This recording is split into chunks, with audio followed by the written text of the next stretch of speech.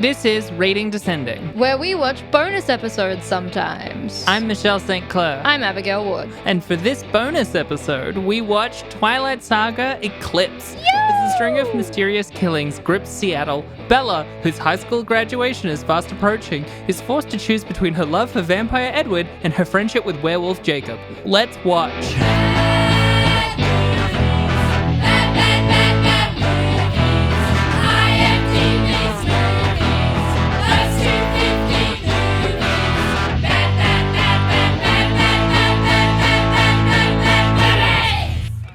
Cheers. 1 year. 1 year. Baby, what are you drinking? I'm drinking some champagne that Claude left in my fridge. It is Louis Bilot. It's a Brut, and it is from France. I'm drinking peppermint tea out of my new mug featuring the Japanese incarnation of the Sonic the Hedgehog character Tails. God, you're a nerd. Miles Prower, who was my favorite character when I was a kid. I wanted to change my middle name to be Tails because I just really thought he was really cool. The fact that I have grown up and not become a furry is actually something of a marvel. This is the beginnings of a furry. I just think he's really neat. He's a really neat, fluffy guy. I wish I could be like him.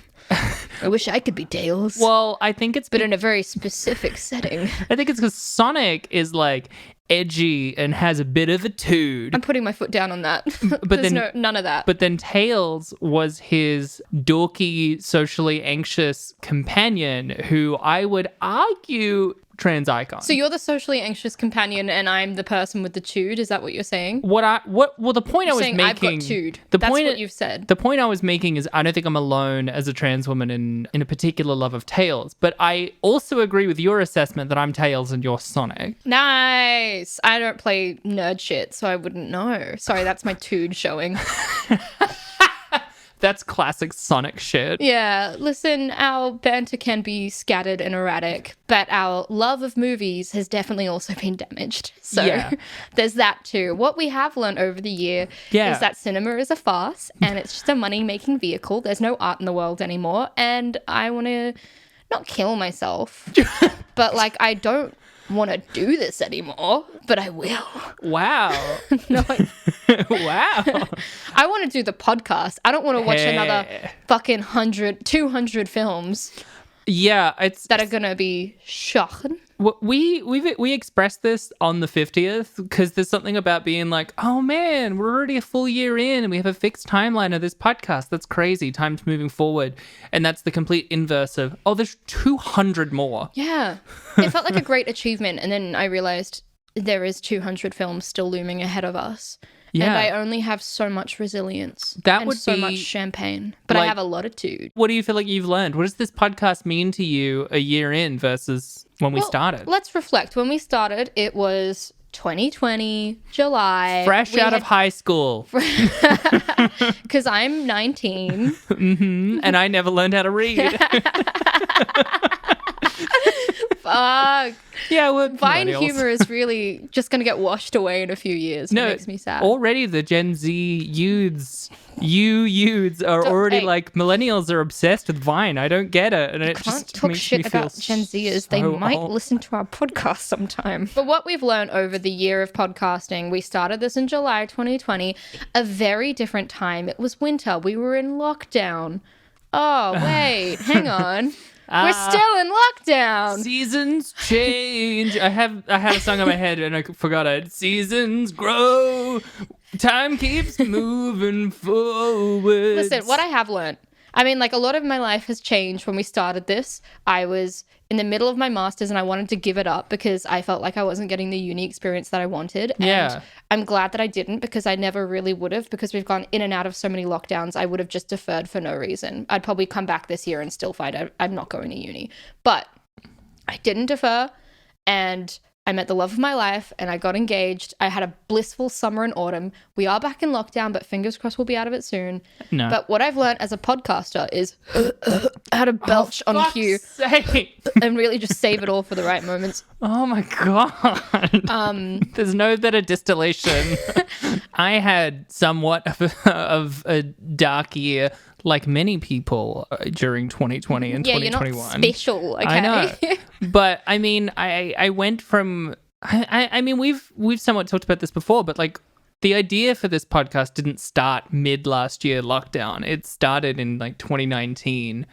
At that point, it was a vague idea to do the best 250. Yeah. And then on an acid trip, we were like, it'd be way funnier if it was the worst. And hey, there's no other film doing the worst 250. Sorry, there's no other podcast doing the worst 250. There's definitely another podcast doing the best 250. So shout out to whatever that podcast is called. Shout out to the handful of them.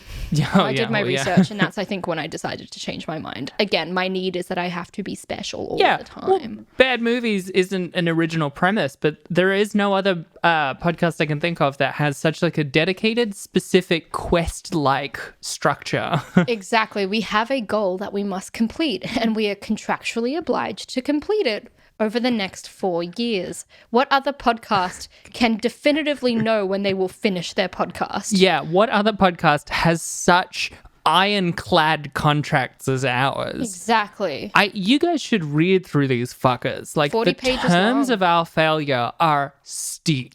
It's on like really crisp old parchment that are rolled into scrolls. Yeah. And we keep them at the state library, and you have to pay about $100 every time you want to get them out and review them. Oh yeah, we it's just to signed make sure them you're with not this tempted to old change man anything. playing the fiddle. Yeah, that's right. And At a a strange crossroads. floating ghost looming over our shoulders.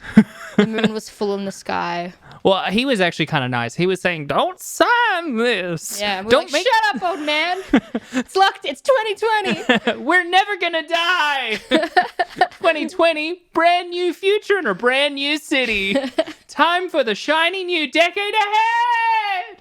Woo! I would be remiss if we didn't say a thank you to all the people who've stuck with us through the whole first year. We have a whole bunch of people who talk to us a lot about how much they seem to really enjoy the podcast, and it really warms my cold little heart. Yeah, me too. I've got like a lot of good friends from my social circles and from work and from uni who listen to the podcast and enjoy it and are really supportive and have been there from basically day one when we were posting about it on Instagram, being like, we're gonna make a podcast. And some of you still listen to it every week, and that's huge. And I love you so much. You're all so supportive and special to me. And if we ever make merch, you get it for free. I've said many times on this podcast that this podcast is frequently, if not always, my favorite thing that I'm doing in my life right now, and has brought me back from the brink already. So, you know, time for the goofies after that one. Funny. For this bonus episode. Speaking of spooky ghosts and moons over crossroads, Hey. we're really just laying down the themes here.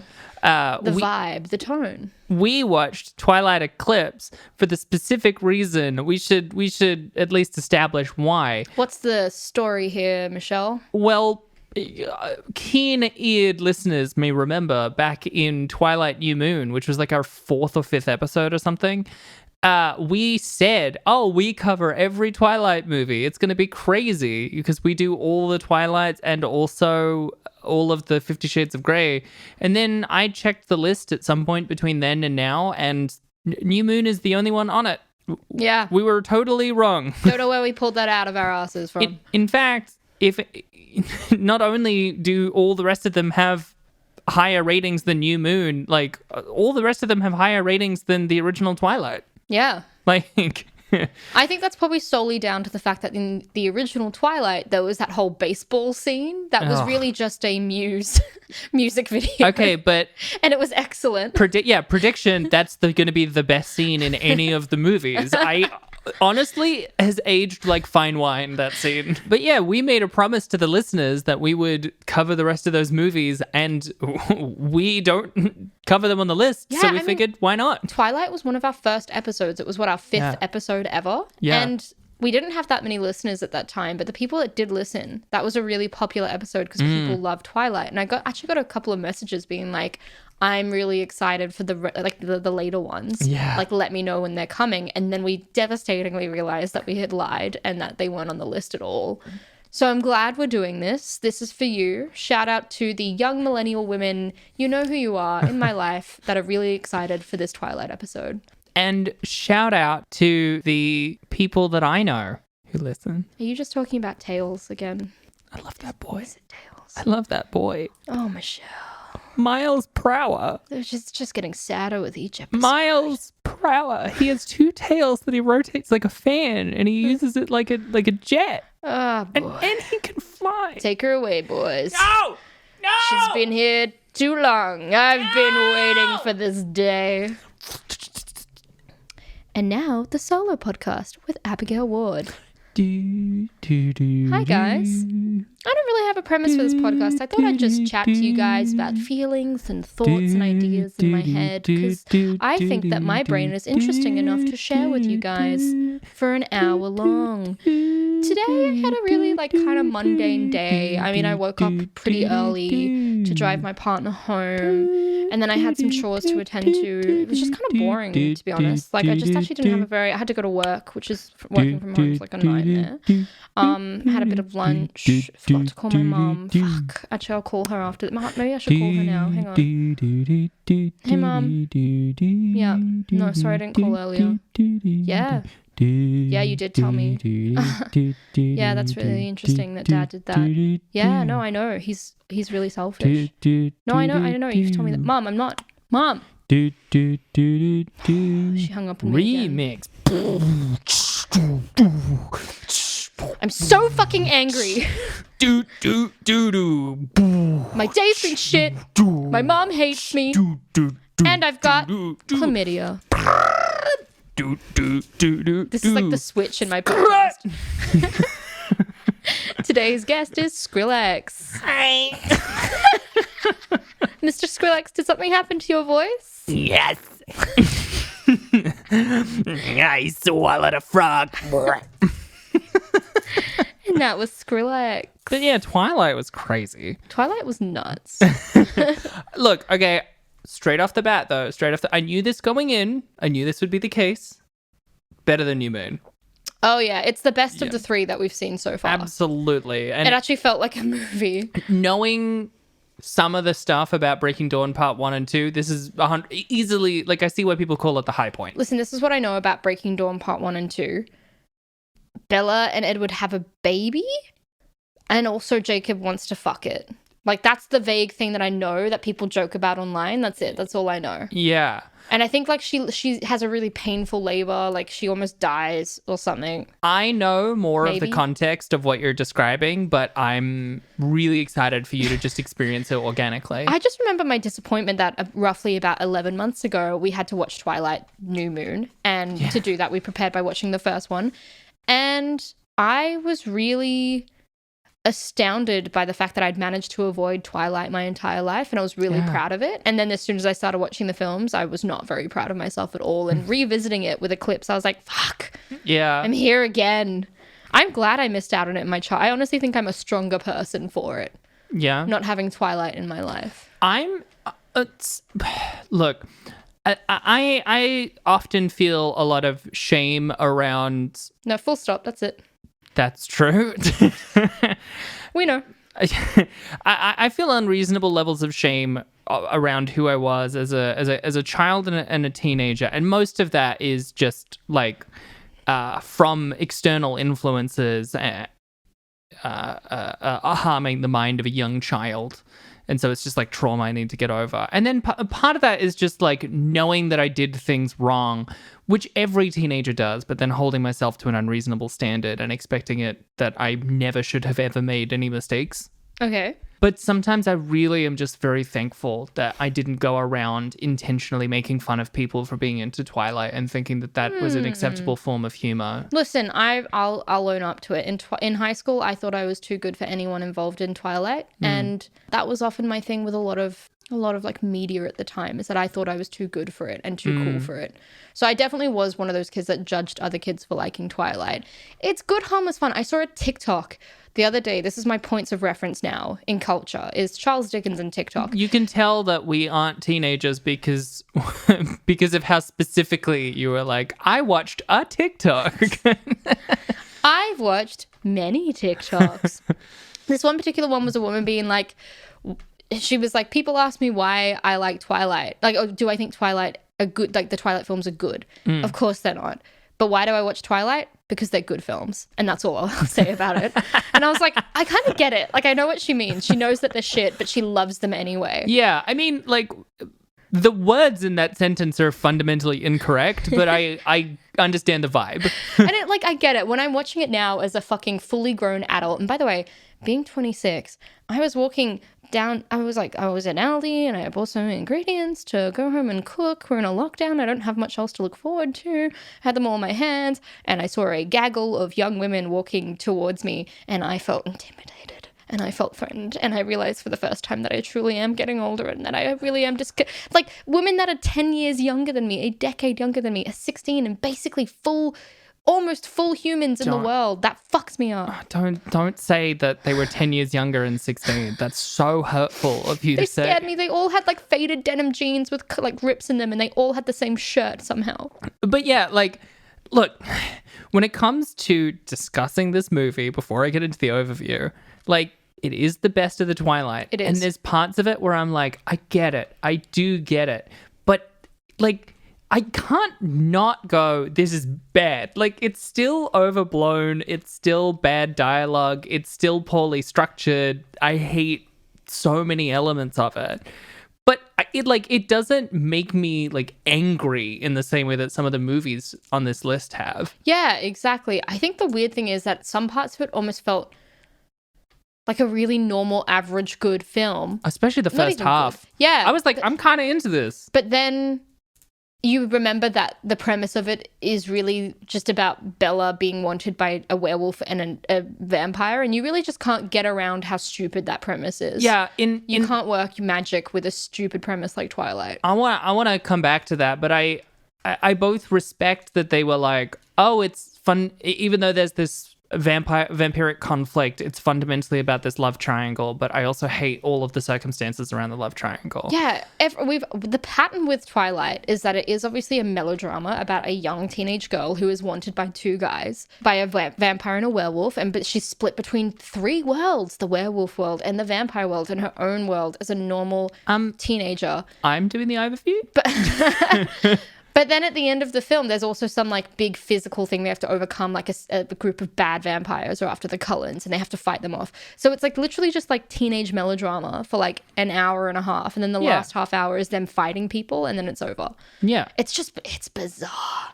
It's bizarre. And you know what? Even though it made a lot of it like really fucking hard to wrap my head around what was going on, I really respect that for the first 30 minutes, they were like, oh, you didn't just watch the last one? Fuck you.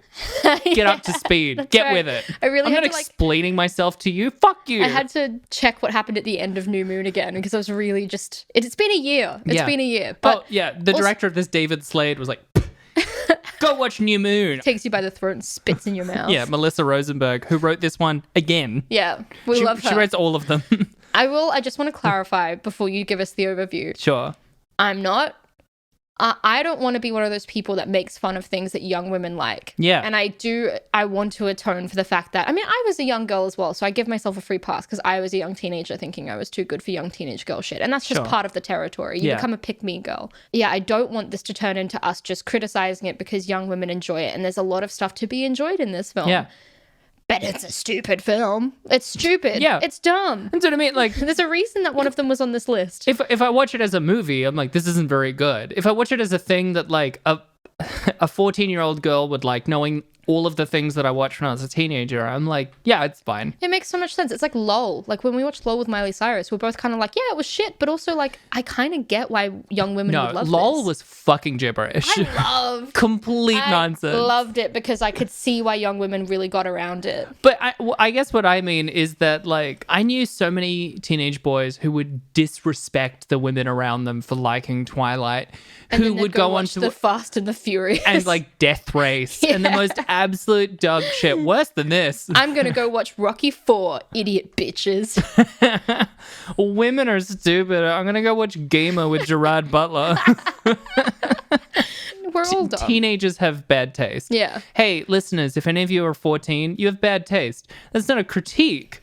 That's the nature of being 14. Embrace it. Yeah. It's a good thing. That's part of your development. Yeah. And then you get older. Don't go, everything I liked when I was 14 is inherently bad because I'm better now. No, you're developing over time. You're knowing more and more things. A lot of the people who watched and loved Twilight went on to listen to new music and new movies and new art and got to experience more and more of it. It's like a gateway drug. That's rad. Can I just have a little aside here? Yeah. Hey, this is to all the really fucking cool 14-year-olds with great taste. Keep it up, man. You're fucking sick. You're epic. You're a legend. That's who I relate. When I was 14, I was an absolute fucking... I was killing it. I was into so much cool shit, so I get ya. That's why you're here. I thought about just having my own podcast, for the nerds, for the outcasts. For the and then I was like, no, we need some... for the tales of the world. This goes out to all my Sonics out there. The guys with the tude. Yeah, I was like, Keep it man, up, bruh. I need some mad Chad energy in this podcast. Let me bring on my himbro, Abigail Ward. Yeah, I am an absolute himbo. Not even a bimbo, I'm just pure himbo. I've got too much masculine energy to be a bimbo, but I love my bimbos. This is also a shout out to my bimbo community. Keep it up, brah. Like, mad respect. Love what you do. We support you. Rating Descending very proudly endorses, condones, and supports bimbos and himbos 2021. And bimboys and bimbutches. Oh, of course. We can't leave them out. The entire... Well, and thembos. The entire four-axide spectrum. Remember that weird graph you made and sent me randomly one day? And I remember I looked at it, couldn't fathom what you were showing me and didn't respond. And later you were like, hey, sorry about that. Because I sent you like 3 revisions of it. And then 3 months after I sent it, I was like, that's a funny thing I made. 3 months after I sent it, I saw someone make a TikTok of basically the exact same graph. And I was like, damn it. Fuck. Send me that graph. We're posting it on Twitter as well. We're making it known to the world. I need the listeners to know that I often, less so recently because I've been super busy with work, but I often, as a joke, send Abby a graph to communicate something I think is funny. Remember when you sent me the fucking Silicon Valley graph of where you and me lie between Jared Ehrlich and Thomas Middleditch's character? It was like a spectrum of like the little main character. Yeah. It was anxious. Richard, yeah. So it was like anxious versus angry versus like pedantic and sad. Yeah. But it was a spectrum. It was a triangle. Yeah. We're also posting that on Twitter. It was excellent. I was trying to make a point to a work colleague of mine of how like we get along well as friends, but for whatever reason with work, we seem to miscommunicate a lot. But then we have a mutual work colleague who seems to be able to translate between us. And so I made a Venn diagram of like how I understand things versus how he understands things, but the other guy in the middle. There you go. And I was like, ridiculous. This is the only way I know to make you understand is with a visual graph. Michelle only relates to people through graphs and statistics. I honestly, for someone who is working in an audio medium right now, find it really hard to communicate ideas verbally and find it much easier when I like describe a meme so that you understand the visual of what I'm thinking. Whereas I relate and communicate to people purely through like sexual chemistry and like, oh my God, just absolute charisma, raw talent, unbridled passion. This isn't a communication style. What?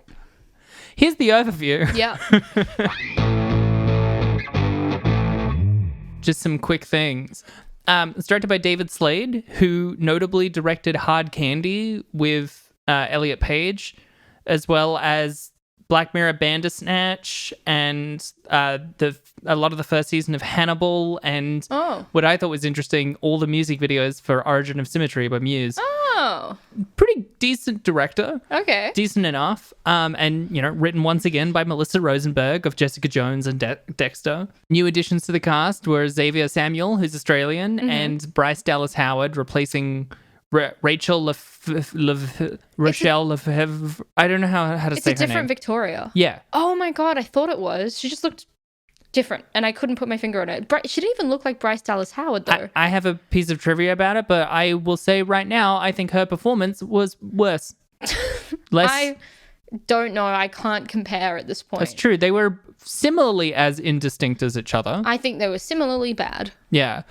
But here, yes, and the budget was 68 million and it made 698 million. Yeah, I'm not surprised. I think I remember last time we were doing Twilight, I looked up the total it had made box office wise, and it was like 1.3 billion, and the budget total was like 400 million. So that's pretty fucking good. You could tell it was just before the current era because the budget wasn't 150 million. Here's the actual overview. Mm-hmm.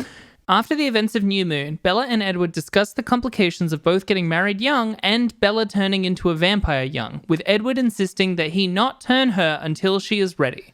Meanwhile, a string of disappearances in Seattle has the Cullens suspecting that the missing man Riley Beers is creating an army of newborn vampires.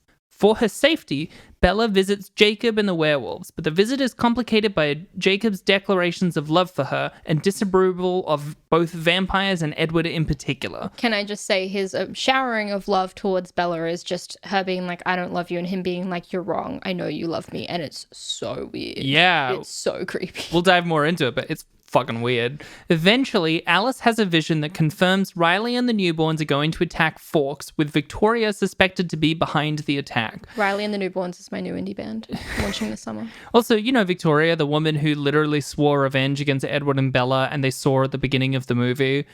She did it. Twist! This leads the Cullens and the Wolf Pack to form an alliance to protect Forks and Bella. Edward and Jacob lead Bella away from the presumed battleground and begin to reconcile, but Jacob finds out about the engagement and rushes back. The army appears and attack the alliance, while Victoria and Riley ambush Edward and Bella. Edward and the young wolf Seth defeat the vampires, whilst the newborn army is similarly defeated. Bella tells an injured Jacob that she chooses Edward, and Jacob reluctantly accepts her choice. Also, the Volturi were there. Bella announces to Edward that she has agreed to marry him, but first, they have to tell Charlie. I found it really hard to write that because in writing it, I knew this while watching it, but in writing it, I realized just how vapid the second act is of really anything that happens of note. I thought the first bit was real flimsy, though, to be honest, as well. I thought all of it was flimsy. I actually didn't notice that the second half was necessarily worse than the first half. I guess the first half was just all about her and Edward and Jacob and her dad being like, you have to be friends with Jacob. So she spends a lot of time looking really angsty between Edward and Jacob and then just having long conversations in various parts of nature. I guess when I say second half, I'm more thinking of any of it that came after 20 minutes in, which is not the second half. That's the second 3/4. But that first 20 minutes was like, oh man, we got to do this thing and that thing. And then they show up to school and Jacob's there and he's wet. There's so many things I want to talk about. Yeah. But to get the biggest thing out of the way is obviously the love triangle between Edward and Bella and Jacob, right? In watching it, I finally understood why there was so much like Team Edward, Team Jacob. It's clearly this movie that really anchors it. Yeah, for sure. I mean, even last movie she was like getting split between them. Because the first one was very Edward and the last one was very Jacob. And now it's really the divide. Yeah. But Bella is not a good person. Like, she's not a good partner. Edward is, like, giving her everything. And she's just, in that final scene, she spends the whole film toing and froing. And then she's saying, I don't love you, Jacob. I love Edward. Edward proposes to her. She says yes. And then in that, right before the battle, she has this chat with Jacob. He's furious. He's found out that they're engaged. And then she's like, Jacob, kiss me. And then he comes back and he kisses her and they passionately make out for a while. And she goes back to Edward and she's like, I'm sorry. I don't even know what happened. And he's like, you love him. And she's like, but I love you more. And he's like, I know. Yeah. Man, if I was Edward, I'd still be pretty peeved that my fiance made out with someone in a confused state. Yeah. Not knowing whether they loved me or them more. What actually bothered me more about that specific interchange was that when she says, kiss me, her face and manner definitely suggested to me that she was saying kiss me just to get him to stay, not because she wanted to kiss him. I thought it was like some plot she had devised. Me too. And that's something, there was going to be some twist to it, but she just said the performance was wild. Kirsten Stewart did not deliver in the scene. And then it was classic fuckboy shit because then she walks to Edward and is like, man, I don't know where that came from. Yeah, that wasn't me. That's crazy. I swear, babe, I won't do it again. You know what I'm like. I love you more than him. I swear, it was just one mistake. Baby, you know how much. Come here. Bella's a fuckboy. Which is upsetting because I'm also a fuckboy. I can smell it from a mile off. She's letting the team down. Oh. Similarly, though, Jacob in New Moon, we were saying, oh, yeah, easy Team Jacob. He's nice to her and Edward's really weird. In this movie, he is mean. He's awful. He's mean and manipulative. Those scenes where, they're just chatting and he's just like, I know you love me. I know you have feelings for me. And then he kisses her and she... The scene where he kisses her and she punches him in the face and he's so he's so taut it breaks her hand and she goes, oh! Apparently Taylor Lautner couldn't stop laughing in that scene. I'm not surprised because I couldn't. The way she just recoils from the punch and starts screaming at herself. My problem with the movie is that I can't tell if it's an intentional joke, in which case, great job. Or if it is meant to be like oh man, like it's kind of funny, but it's really serious because it's just silly. It's just, and here's another thing. I feel bad harping on about this, but this is the classic Mary Sue effect, where someone that wrote fan fiction wrote an incredibly bland protagonist that people fawn over for no reason. Bella has the personality of an iron bollard, and she has two very hunky men frothing over her and needing her affection and love, and being so up in her business all the time, demanding love out of her and saying that they'll give her their world and that they want to marry her. And she's just like, I've got English. I've got to go. I'll see you later. Yeah.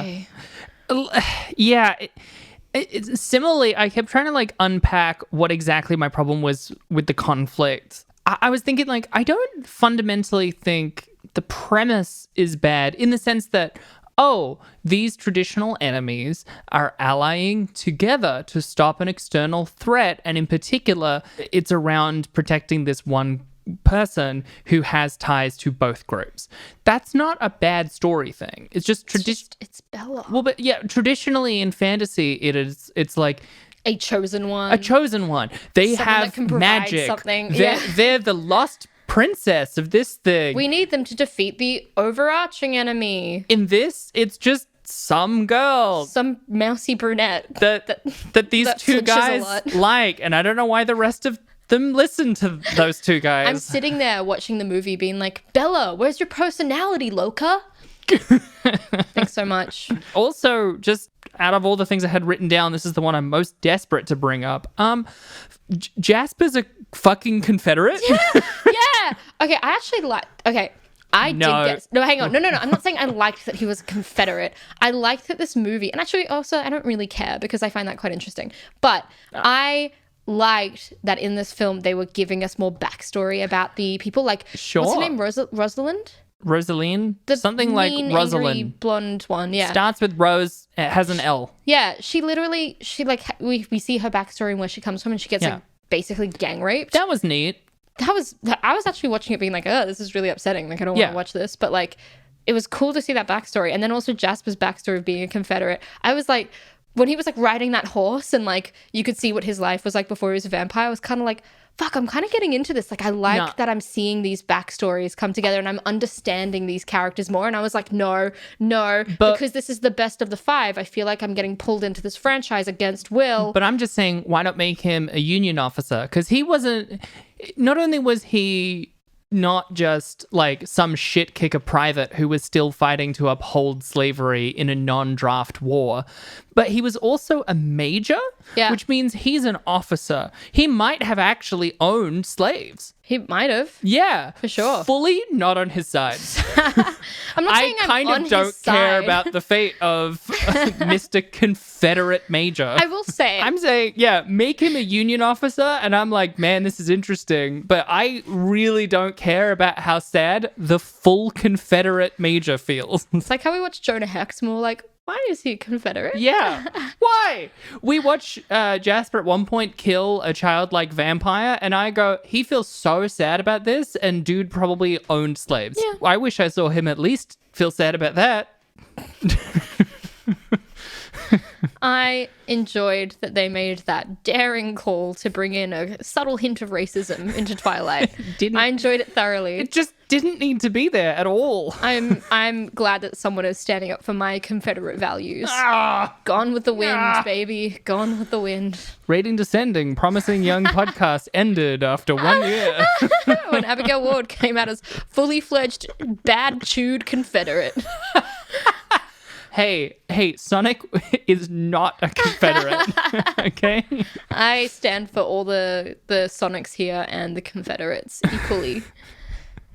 We're Chads and we're oppressed, baby. I was gonna say on the same note of like bad people, Xavier Samuel I thought was like 70% of the way to being a kind of interesting villain, like more so than the trio, the Wanderers, or whatever they're called, of James, Laurent, and Victoria, who were all so fucking bland. I don't know. So Riley still washed right over me. I know, but I don't know. There's something about like his performance of like standing there and trying to turn these people. I'm like, I can feel that you're building something. What I'm missing is like the thing. Like what I need is like something archetypal to grab onto. And I feel like Xavier Samuel was acting as if that already existed in the script, but because it didn't, there wasn't enough for me to go, that's a cool, interesting villain that I will remember. Yeah. But I feel like it was close. It was like a shell of a really cool, interesting villain that just no one remembered to put the thing in. I didn't enjoy him. All of his scenes that he were in, I faded out from. I enjoyed him more than Victoria, who was nothing. They're all nothing. They are all nothing. They're all on par for me. I'm saying I'm scaling in. I'm scaling up my spectrum so that rather than it being like a 0 to 10, I'm talking about like the difference between 1 and 2 in increments. I think we need to talk about something very important right now. Sure. The Jort boys. The Jort boys. The wolves in jorts. Yeah. I forgot about that entirely. That was a real focus point for us last time. Yeah. And then when a flurry of young men appeared in jorts. Something like the way they scramble abs. out of the house. Yeah, they're all in this little pack with ripped abs, and they were like, "Hey, Bella," and I was like, "Fuck." Why do they all wear jean shorts? Is it just because they tear off easily? Like, we talked about this. No, I don't think they did address this. Because jean shorts, if you're wearing it because you transform and will rip your clothes, jean shorts, weird choice. Yeah, it's like how in What We Do in the Shadows, they wear trackies, you know? Like, trackies are comfortable. Trackies are good. You'd have to wear, like, maybe a skimpy pair of underwear and just know that they'll be discarded. Or, like, pants are an investment. Or make something like stripper pants that just, like, tear off. Like Velcro tabs. Don't imagine wear having denim. to spend your life in stripper pants. But imagine going denim shorts are my only option because I'm going... But then you tear them every time. Is their home filled to the brim with jean shorts to replace every time? It must be. But good denim is not cheap. Any denim isn't really cheap. Do they fix them every time? This is what I mean. What? Yeah. How are they? Because when they transform, we don't even see the shorts ripping off them. They just turn into a wolf. Yes. So where do the clothes go? Are they like magical denim that just transform and reform with them? Now that's even funnier because that means it's a long-standing tradition from even before the colonialists arrived. That the Native American tribes had denim shorts. Denim shorts. By the way, in terms of them doing all the backstory and that era, like they do have the story being told, you know, and again, it's the kind of thing I'm like, I don't think it's up to me to declare whether or not it is problematic or not, although it seems like it's probably, I don't know, that sort of weird, like, let's make natives mystical thing that a lot of movies do. That's not a great thing to do. But I would 1000% watch a native tribe with magical werewolf powers fights colonial settler vampires. I would watch that show. That show sounded fucking rad. When he tells the story and there's like werewolves fighting this white settler vampire, I was like, fuck yeah. Look, yeah, that was I way better series. This film really grabbed me because of all these like flashbacks to history. I enjoyed all of them. Like that's when I was suddenly like, I think you just wish it wasn't set now. Well, yeah, because I don't want Bella around, to be honest. But it's not even that they were good. It's just that they weren't what you were watching. Yeah. I was like, what a nice break. But I have to say, I did write this down. I found it insane in that flashback to the chief and the story about his wife sacrificing herself for her husband. She needs to produce blood to distract the vampires, so she fully stabs herself in the stomach. And then later, Bella does the same thing at the end where Edward is fighting with Victoria and Riley and he's trapped between them. And Bella's like, oh my God. And she gets a stone and cuts her wrist. And they're like, blood. And they're distracted. And I was like, cool callback to the story. Why didn't that wife in the story just totally not stab herself in the stomach and die? Why didn't she just cut her hand? Exactly. At the very least. I found that insane. Well, the callback was also doubled in the original version where that wife was played by Kirsten Stewart. But then David Slade and David Slade and Melissa Rosenberg were both like, this is actually kind of funny when we do it like this. So they redid it with a different actress. Wait, what? They originally shot the scene with Kristen Stewart as the wife. As the chief's wife? Yeah. That's weird. Yeah, that's what they said once they watched it. Right. Don't know why no one else said that's a strange thing to do. Yeah, bizarre. I just wanted to bring up Victoria's death in that fight scene. Oh, yeah. Edward bites into her neck and she hits the floor and her head just cracks off of the rest of her body. Yeah. Why? Well, I think Why? I don't even remember when they established, but I think they established, maybe it is some old vampire lore, that vampires turn to stone when they die. Which you see repeatedly in this movie more than any of the other ones, where they'll rip a hand off and it'll be stony, or you'll hear porcelain punch their head, but their head will then explode into rock or whatever. Right. So that's why that happened. Got you. But he bit her neck and she was stoned by the time she hit the floor. Because if someone bit your neck off, but he didn't you bite too her would neck die. off. No, you see a chunk gone. Is it a chunk? He bites a chunk out of her neck. He doesn't even have blood in his mouth when he pulls away. She doesn't have blood. She's a vampire. What the fuck? I hate vampires! Okay, but this is the thing. Because I know it's old trodden ground to say oh, Twilight isn't very much the old vampire lore. But the amount that they do and don't play with the vampire lore actually bothers me. And it's not about the sparkliness. It's that they're playing with vampire lore. That's fine. But they never quite establish what is consistent and what is not consistent about vampires. So there's things they turn to stone when they die. They really hunger after blood. Jacob keeps calling them dead. Are they dead?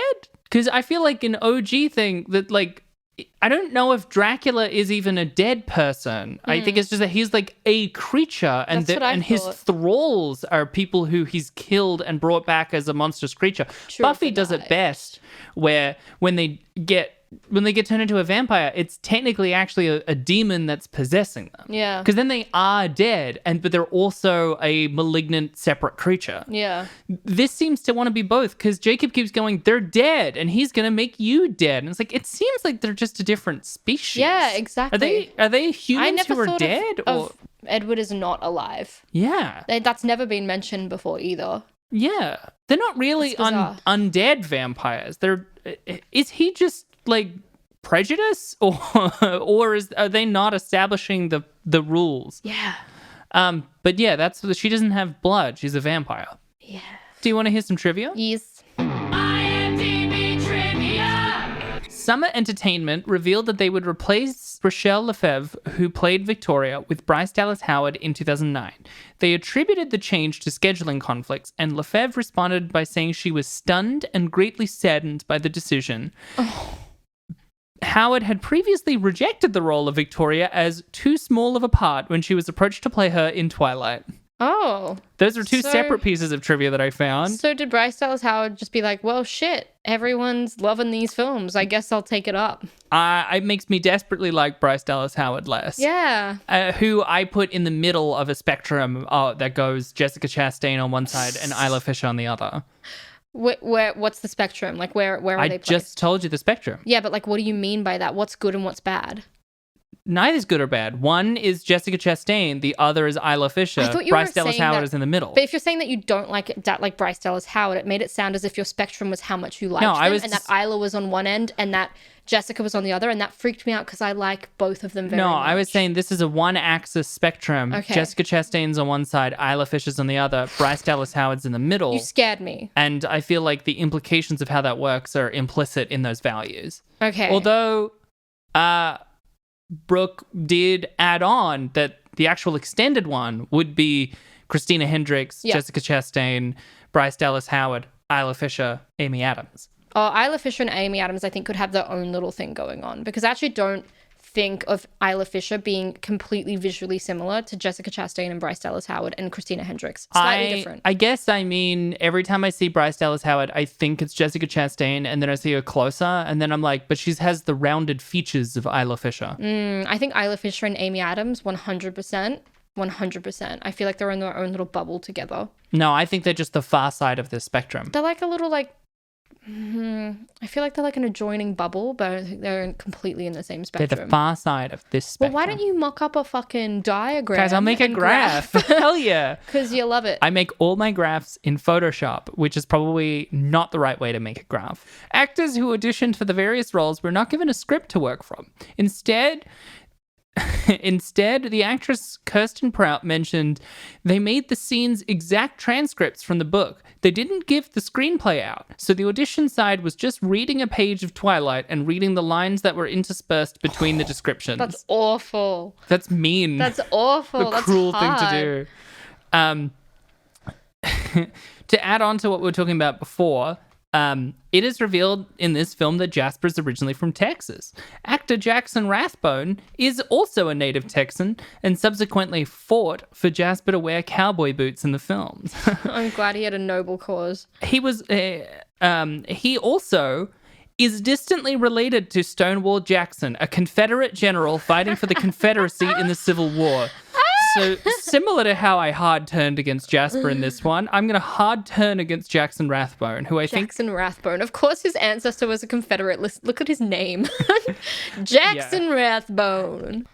Director David Slade originally spoke against the Twilight series, stating that he wouldn't go near the franchise. Shortly after, he was announced as the director of Eclipse. He quickly withdrew his previous remarks, claiming it to be a joke he was doing to promote some comedy shorts. Nice. The Cold One, the vampire from the tribal backstory, is played by Peter Murphy, who is the lead singer of the English band Bauhaus. Oh my god. Who is considered by many music critics to have given birth to the goth rock genre, with their debut single Bela Lugosi is Dead. Yeah. So, his presence in Twilight is a tip of the hat to that. I love random musicians just showing up in films. Yeah, I like that too. It's slightly different because they were actually playing music and being a band, but Jarvis Cocker showing up in fucking Harry Potter and the Goblet of Fire was really fun for me. And there was the guy from the Stone Roses at the beginning of Azkaban. There you go. Yeah. There was a German show called Mission Hollywood by Till Schweiger, where more or less unknown German actresses competed in a contest for the role of Vera, a friend of Rosalie when she was still human. The winner was Sabrina Frank, who really shot her scenes in Vancouver with the rest of the cast. However, her scenes were deleted from the final version of the film. Oh. I just love that there was a contest in Germany for a specific role and the winner got cut. Yeah. This was in the trivia section, and it is such a burn. Victoria's ultimate long-term goal is trying to amass a newborn army vicariously through Riley to kill the Cullens and Bella. So, why early in the movie does she randomly go back into the woods near Forks where she could conceivably be killed by vampires or the werewolves?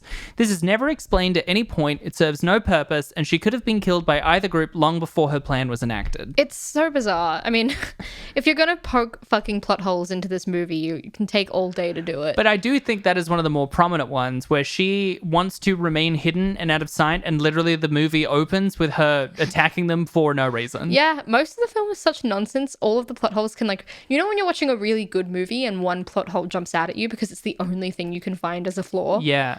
This film is so riddled with issues that if there's a plot issue, it's just right over my head because everything is fucking shit. Everything is fucking shit. You can quote me on that in this episode. Do you want to hear some reviews? Yes. Reviews! Roger Ebert of the Chicago Sun-Times gave the film a more positive review than for the first two films of the saga, but still felt the film was a constant, unclever conversation between the three main characters. Unclever. I know, and there was more to it than that, but to be honest, that was the main bit that I really liked. He's right, it is, amidst all the action, the core set pieces is just long, fucking drawn-out conversations between three people I don't like. Yeah. I'm not rooting for any of them. I'm team nobody. Yeah. I'm team Charlie. I'm team the dad. Yeah. I'm all for this internet sensation around the dad. People love the dad online now. Everyone's like, I think everyone's missed the true hero of Twilight. And then it's these shots of Charlie. And I agree. Fair. I like his stoicism and his moustache. Here's some of the IMDb reviews. Also, a lot of them, I would say, were defined by tons of gender essentialism. Boys inherently like this kind of movie, and girls inherently like this kind of movie. And a lot of people didn't know how to spell Melissa Rosenberg, which I thought was interesting because it's such an easy name to spell for a native English speaker. This review is called I Don't Understand by Sexy Little Rockstar 30. Sexy little rock star. 30. Sorry. Which I really hope means that she was 30 when she made it. Every time I come here to read reviews, I'm just dumbfounded. Did we see the same movie? Like, seriously? I've read the books, and Eclipse gave me everything I expected from the book. Maybe I loved it so much because I loved Jasper, the Confederate. I thought they did a great job on the wolves. I didn't find the movie boring, as some have said. I actually found it a little rushed. Some of the love stuff can be gagging. I hate Jacob. Let me say that again. I hate Jacob. And I'm not too big a fan of Bella, though I'm sorry, but I do think Kristen plays a good Bella. Rob's performance, I could give or take. Taylor plays Jacob well. I just don't know if people are going in with too high expectations or what. I thought I really wasn't going to enjoy them switching Victoria, but to be honest, I don't think the original actress could have pulled this one off. Overall, it's a good movie, and I would normally rate it 8, but because I think the rating is very unbalanced, I gave it 10. 10. Which, by the way, was very hard to not find a review that was, normally I'd rate this a 6, but I'll give it a 10. Almost all the 10s were that. It just had my favorite. I hate Jacob. Bella sucks too. 10 out of 10. This one is Best of 3 by JPatch3130. With Twilight, they played it safe. With New Moon, they stepped it up a notch. With Eclipse, oh my god, oh my god, oh my god, oh my god! Wait, what? What'd she say? I just didn't hear that. She didn't say it enough. I have to give props to 3 people. Number 1, the author, Stephanie Meyer. Your books are so mesmerizing and not romantically challenged. Romantically challenged? That is how I identified for many years. Number 2, the screenwriter, Melissa Rosenberg. You stuck to the book. You added what you needed. You poured your blood, sweat, and tears into the script. Number 3, the director, David Slade. Dude, you rock! This movie defines everything what Stephanie wrote in... This movie defines everything what Stephanie wrote in her 3rd book. I could not be a happy twihard. This movie met every expectation that I had for the book and movie. Again, Rob, Taylor, Kristen, OMG, you defined the epitome of acting. But the acting props has to go to Bryce Dallas Howard. Rochelle was good, but you are beyond good. The movie was excellent, and I cannot wait to see what is coming in Breaking Dawn. 10 out of 10. 10 out of 10. Yeah.